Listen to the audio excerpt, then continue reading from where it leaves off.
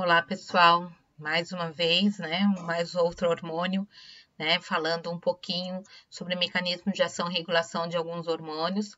E o próximo hormônio, na verdade, não é um hormônio, são vários hormônios que a gente vai citar aqui, vai conversar um pouco, tá? Estão associados a uma cascata de eventos que é provocada pelo chamado sistema renina-angiotensina-aldosterona. Esse conjunto de hormônios atuam na regulação e na manutenção do balanço hídrico e do balanço hidroeletrolítico, tá? E dentre os eletrólitos, o sódio geralmente está muito associado ao balanço hídrico, né? Atuando, né, na manutenção do equilíbrio desse sistema, ele acaba regulando a própria pressão arterial. Tá? Então, alguns achados dizem que o sistema renina-angiotensina ele é um sistema regulatório independente, duplo independente, que pode atuar tanto no sangue quanto nos tecidos de uma maneira geral. Tá? O que é importante que a gente saiba? Tudo inicia, esse sistema, ele é ativado quando ocorre secreção de renina, e a renina é um hormônio produzido lá nos nossos rins, especificamente por uma região que é a região justaglomerular. O que é a região justaglomerular? Na histologia a gente vai ver, tá? No néfron, especificamente, nós temos uma região que é uma região do túbulo contorcido distal, que se associa, que toca a região glomerular, e nessa região especificamente, você tem algumas células que são conhecidas como justaglomerulares, tá? Quando é que isso acontece? A produção de renina é ativada por um mecanismo simples, não é complexo, tá? Que é quando ocorre uma diminuição na pressão sanguínea. Quando ocorre uma diminuição na pressão sanguínea e você acaba concentrando eletrólitos nesse túbulo, nessa região do túbulo, você estimula as células do aparelho justaglomerular a produzir renina. A renina é liberada no sangue e lá ela se liga ou ela encontra um pré-hormônio produzido pelo fígado chamado de angiotensinogênio. A renina ela é uma protease e ela acaba então clivando esse angiotensinogênio, tá? E convertendo num decapeptídeo chamado angiotensinogênio 1, tá? O angiotensinogênio 1 no plasma, ele vai ser convertido no interior dos vasos sanguíneos. As células produzem uma enzima chamada ECA, que é a enzima conversora de angiotensina. A angiotensina 1, sob a ação dessa enzima, é convertida na angiotensina 2, tá? A angiotensina 2, ela é um octopeptídeo, tá? E acaba, então, sendo essa a forma ativa dessa enzima que atua em várias frentes no intuito de elevar essa pressão sanguínea. Então, ela age desde lá no córtex, né, da suprarrenal, tá? Estimulando a produção de um hormônio chamado aldosterona. A aldosterona, ele é um hormônio regulador da concentração de eletrólitos. Ele estimula a reabsorção de sódio, de cloretos e de bicarbonatos nos rins. A permitir a reabsorção, ele estimula também um aumento na concentração de água retida, tá? Então, esse aumento na concentração de água aumenta o volume, tá? E acaba mantendo uma osmolaridade diferenciada da inicial, tá? Junto com esse processo, na renina-angiotensina-aldosterona, né, que culmina nesse sistema, nós vemos também a angiotensina 2 atuando no próprio processo no hipotálamo, estimulando a centro da sede, também para que você tenha aumento no volume sanguíneo. e também estimulando a produção da vasopressina. A vasopressina, conhecida também como hormônio antidiurético, ou seja, para reter água. Então, nesses dois componentes, o grande objetivo é retenção hídrica nos rins para aumentar o volume de sangue, para aumentar a pressão. Mas, além disso, essa atuação, a angiotensina 2 também atua no centro do controle cardiovascular lá no bulbo, tá? Estimulando uma própria resposta cardiovascular para aumento de pressão, além de atuar nas arteríolas, que causando vasoconstricção para ampliação da pressão sanguínea também, tá? Então, esses mecanismos fazem ou são conduzidos em resposta a esse processo aqui. Quando a pressão sanguínea aumenta, quando há um aumento no volume de sangue, né, você tem um feedback diminuindo a produção da renina lá pelas células justaglomerulares, tá? Dessa forma que a gente tem a atuação. Então, quando ou qualquer tipo de substâncias que inativem essas enzimas, né? Essas enzimas, elas vão impedir que ocorra todo esse processo. Então, em situações onde você tem, por exemplo, ao contrário, né? A hipertensão, né? Você pode usar os inibidores de ECA, né? Os enalaprios, captoprios da vida, eles inibem essa enzima aqui. Inibindo, você tem inibição da produção de angiotensina e você acaba, obviamente, levando a uma vasodilatação, não uma vasoconstricção, né? Vasodilatar, você deixa aquele sistema menos reativo e permite, então, uma diminuição na pressão, tá? Esse processo, gente, ele é essencial na manutenção para os pessoais que são hipertensos. Então, na hipertensão, você não vai ter a produção desse sistema renina, angiotensina, aldosterona. Ao contrário, você inibe, tá? Essa conversão aqui. As pessoas que usam esses inibidores de ECA que estão tendo problemas agora, né, com, por exemplo, o coronavírus, visto que quando você impede essa conversão de angiotensina 1 para angiotensina 2, nós temos um sistema de enzimas, né? E tem a ECA1, a ECA2, a ECA1 é que é a mais utilizada. Mas nós também temos a ECA2, então acaba se acumulando essa angiotensina 1 no plasma e ela vai sendo liberada para ser convertida em angiotensina 2 por outras ECAs, como a ECA2. Então, você normalmente tem em pessoas que utilizam esse inibidor dessa ECA1, que é a principal via, né, de produção de vasoconstricção, por exemplo, que atuaria aumentando a pressão, acaba tendo muito receptor de ECA2. E é esse receptor, tá, que é utilizado pelo coronavírus para adentrar nas células. Tá? Então, por isso que as pessoas com hipertensão, por exemplo, são consideradas de grupo de risco, porque elas têm maior concentração de receptores ECA2 nas suas membranas, que são utilizados pelos vírus. Tá? Isso é só para lembrar que é algo que inativa todo esse sistema aqui, tá? Bem, pessoal, quando a gente tem uma hiperatividade desse sistema, né, que é o sistema renina, angiotensina, aldosterona, que falta aqui, tá? Nós temos uma série de doenças, entre elas a própria hipertensão, que causa o que pode ser a provocadora dos infartos, né, agudos de miocárdio, de insuficiências cardíacas, das arritmias, da própria diabetes, da insuficiência renal e de acidentes vasculares, visto que você provoca uma alteração na pressão de órgãos que são órgãos vitais, tá? Esse sistema é um sistema, então, que é bastante conversado, que é bastante complicado, tá? E que tem que ser bastante entendido também. Maiores detalhes vocês vão ver lá na endocrinologia, certo?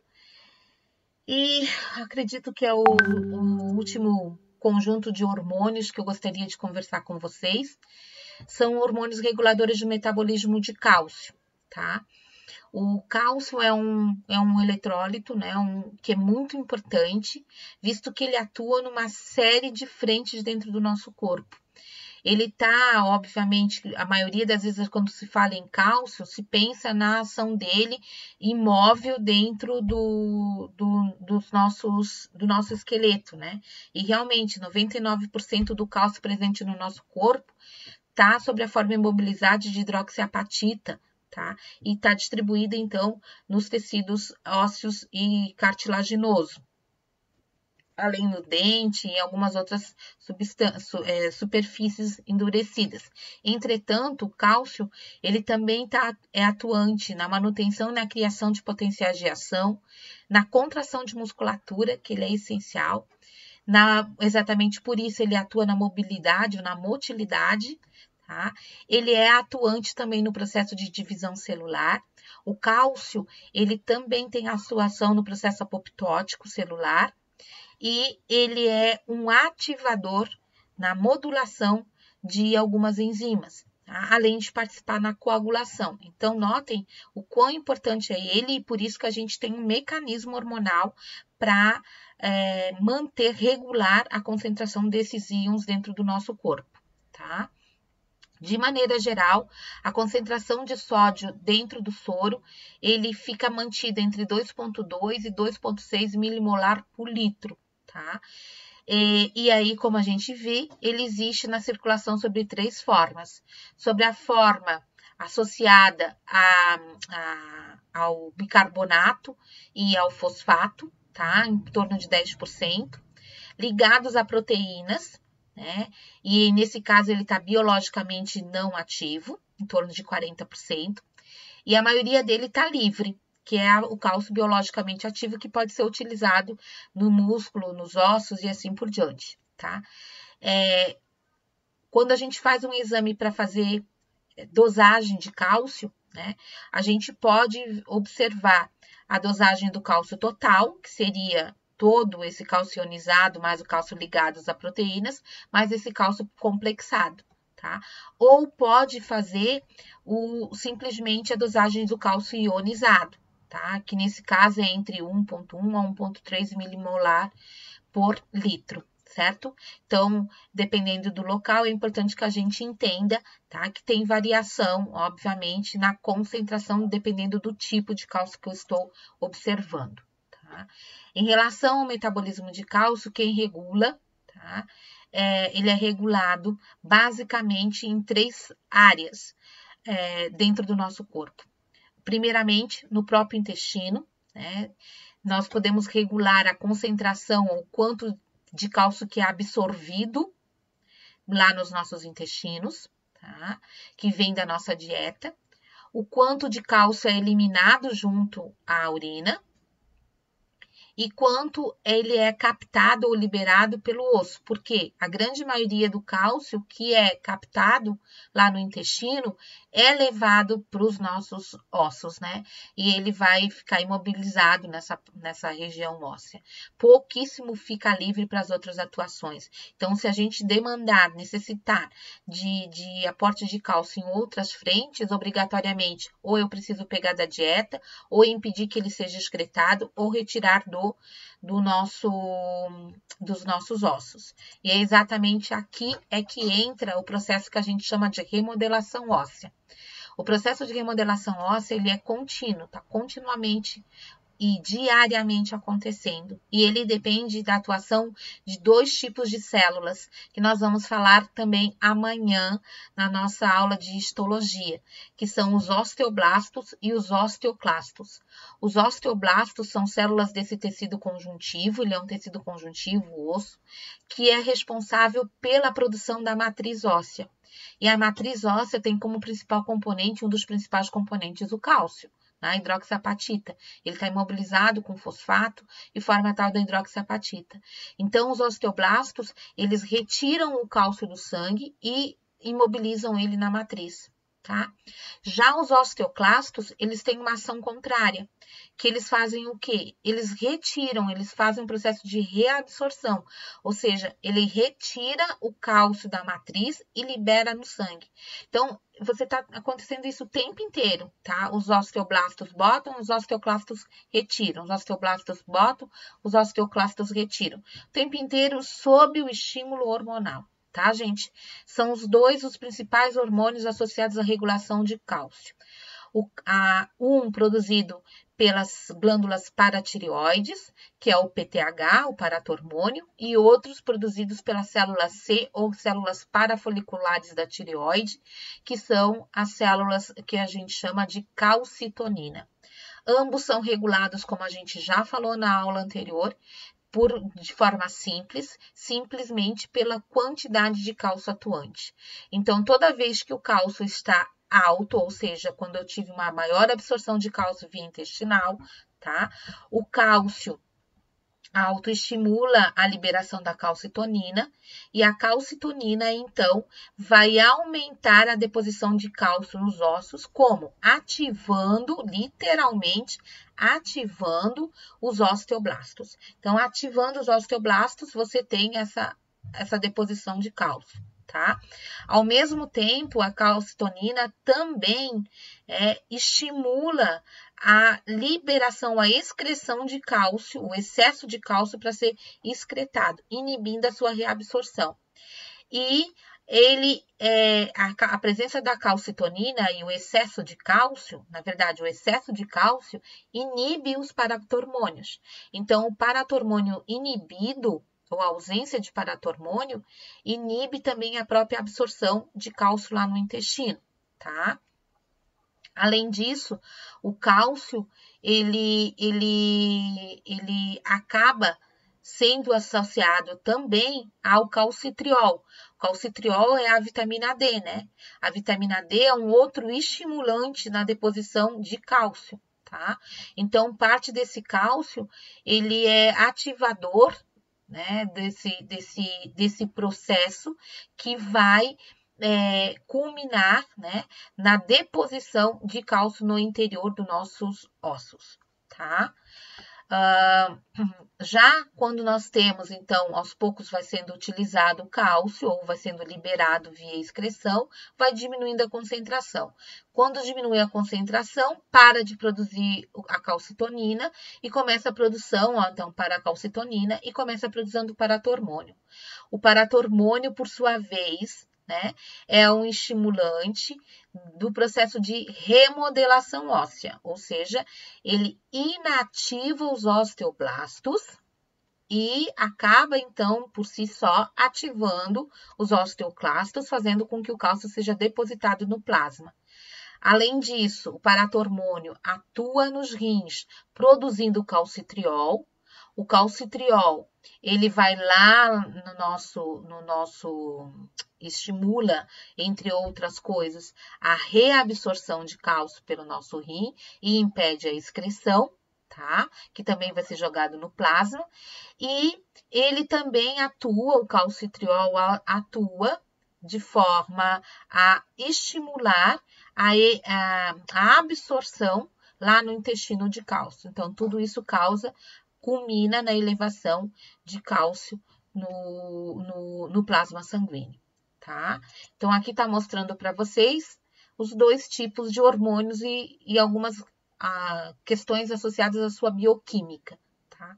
O paratormônio, então, sempre vai ser liberado quando você tem lá, ó, uma diminuição nos níveis de cálcio, tá? Ele é um hormônio peptídico, formado por 84 aminoácidos, e ele é secretado pelas células principais das glândulas paratireoides, tá? Essas células também são chamadas de células oxífilas, ou células principais. E a maioria das ações é mediada por MP cíclico. Então, especificamente, onde eu tenho o receptor, lá no rim, por exemplo, no próprio osso, nos osteoblastos, né? Nós vamos ter receptores do tipo, tá? Associados à proteína G, que, por sua vez, a GS, que ativa a adenilato ciclase, que estimula a produção da MP cíclico, tá? Então, ele provoca ou produz proteínas que vão permitir todas essas ações, né, de remodelação ou de reabsorção do cálcio ou diminuição da excreção e sim da reabsorção, tá? O produto, que é o calcitriol, que é o metabólito da vitamina D, é o mais potente e a única forma natural ativa em concentrações fisiológicas, tá? Então, o calcitriol, ele também está atuando nesse processo de regulação do cálcio, tá? O calcitriol tem a síntese estimulada, então, pelo paratormônio, tá? E ele aumenta a absorção de cálcio e de fosfato pelo intestino, via transporte ativo, por meio de proteínas que se ligam ao cálcio. E a vitamina D também estimula a reabsorção óssea pelos osteoclastos, tá? Então, o paratormônio inibe os osteoblastos e a vitamina D estimula os osteoclastos. E aí você libera realmente o cálcio para o sangue, tá? Já a calcitonina, tá? Então, o paratormônio e vitamina D têm uma ação comum. Já a calcitonina, que é um peptídeo de 32 aminoácidos, que é sintetizado pelas células C ou parafoliculares, como eu falei, vão aumentar os níveis de cálcio quando ele está, diminuir os níveis de cálcio quando ele está ampliado, tá? Ele tem uma meia-vida de aproximadamente 12 minutos. Além desses hormônios, tá? O hormônio da tireoide também é um hormônio que pode interferir na concentração de cálcio ao estimular a reabsorção óssea pelos osteoclastos. Então, paratormônio, vitamina D, que é o calcitriol, e os hormônios tireoidianos, eles atuam na liberação de cálcio para a circulação, tá? Os hormônios esteroides, os adrenais e os gonadais, principalmente o estrogênio, também tem efeito regulatório. E eles aumentam a função dos osteoblastos, diminuindo a função do osteoclasto. Então, um estrógeno, por exemplo, ele tem uma atuação no osso similar à calcitonina, porque eles estimulam a deposição óssea. Por isso que mulheres com pico de estrógeno, né, logo depois da menstruação, você tem uma grande deposição, você forma o osso maduro, e isso diminui o crescimento. Tá, gente? Então, nunca esqueçam disso, porque ele aumenta a deposição. E é um problema também quando na menopausa a mulher já não mais produz estrógeno. Então, a ausência do estrógeno faz com que você aumente a função do osteoclasto e não do osteoblasto, ou seja, você vai perder cálcio. É onde você tem normalmente as mulheres tendo sinais associados à osteoporose, tá? O hormônio de crescimento também tem efeito anabólico lá no osso. Ele também promove o crescimento do esqueleto, como atuando de novo na linhagem osteoblástica, tá? Então, ele aumenta, tá, a capacidade das células reterem esse cálcio na matriz óssea, tá? E o hormônio de crescimento, ele também auxilia ou aumenta a excreção de cálcio e hidroxiprolina, enquanto diminui a excreção urinária de fosfato, que é tão importante na retenção, tá? Alterações no padrão de produção e de regulação nos níveis de cálcio levam ao excesso de cálcio no sangue, que a gente chama de hipercalcemia. A hipercalcemia é frequentemente causada por hiperparatiroidismo primário, tá? Ou seja, quando você não tem capacidade de produzir o paratormônio, né? Então, você vai estar com elevação sempre, ou por malignidade, tá? Ou em decorrência do tratamento com vitamina D, porque a vitamina D, lembra, ela é atuante, tem um sinergismo, digamos assim, com o PTH, tá? Nós temos vários sinais e sintomas associados à hipercalcemia, tá? E esses sintomas normalmente aparecem à medida que a concentração do cálcio também aumenta, tá? Então, quando pouca coisa, não tem tantos problemas, mas quando é muito, tem maiores problemas, tá? Geralmente, em relação à parte óssea, você pode ter dores localizadas, tá? Pode ter calcificação de córnea, irritação na conjuntiva por esse excesso de cálcio, né? Na parte cardíaca, você pode levar a arritmias provocadas por alterações na concentração, na contração da musculatura desse desse órgão, tá? Na parte renal, geralmente você tem um estímulo para poliúria, ou seja, uma necessidade de eliminar mais, você vai ter mais produção de urina para tentar eliminar esse excesso, tá? Que pode inclusive levar à desidratação, tá? E você pode causar insuficiência renal por excesso de cálcio, deposição de cálcio ao longo desse sistema. Na parte gastrointestinal, você também pode alterar o padrão de motilidade, levando à constipação, e a constipação, né, leva a perda de apetite, náusea, tá? Pode ou não causar vômito também, tá? E essa constipação, que está associada também à dificuldade de movimento peristáltico lá no estômago, tá? Pode levar à produção de úlceras pépticas. Em relação à parte neuromuscular, é um grande responsável por fraqueza de musculatura, tá? E no sistema nervoso, ele causa normalmente letargia. Em situações muito mais graves, onde você excede muito a concentração de cálcio, pode levar inclusive a coma e morte, tá? Já no processo de hipocalcemia, ela normalmente está associada a problemas na produção das proteínas que transportam o cálcio, como é o caso da albumina.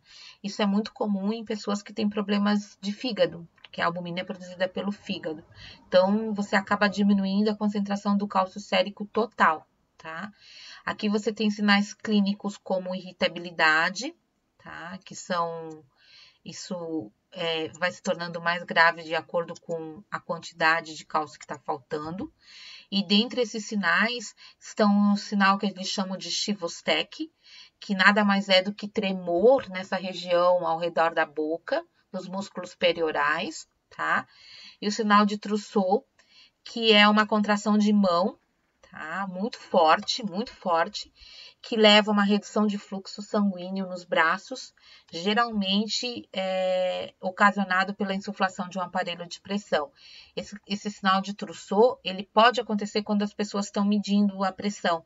Então, isso reduz o fluxo sanguíneo, e quando reduz o fluxo, você leva esse sinal de Trousseau, tá?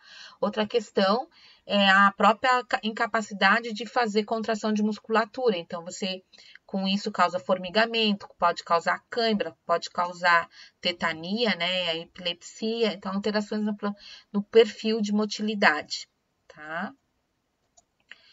É isso, pessoal, tá? Esses são os hormônios que eu gostaria de conversar com vocês.